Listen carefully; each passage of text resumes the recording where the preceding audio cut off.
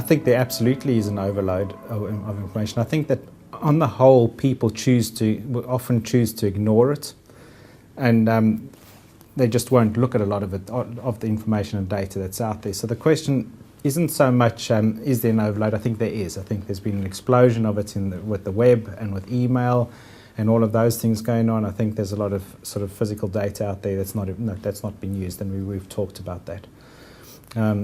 I think the question, though, is once I recognize that it's out there and I take a conscious decision that I do actually want to know what to use and what not to use, and I do actually want to make the most of it, then what do I do about it? Because I think that that's probably the first step that most people have to make, and a lot of people haven't even made that step. They'll just take the snippets that come their way that they do grasp and understand. Once you have taken that step, then you need to start saying, well, how do I access it?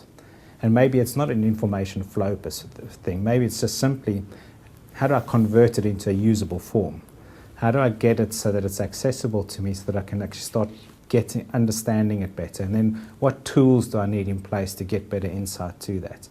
And that's where the connecting the dots comes in. So yes, a lot of the dots have been collected. A lot of the dots aren't in a usable form yet. I think probably a majority of them. And that isn't even just because they're locked in paper. Sometimes they are electronic already. They're just locked away in processes or what have you. The question then is, well, how do I bring them all together? And how do I actually start understanding what's going on in a much better, more effective way?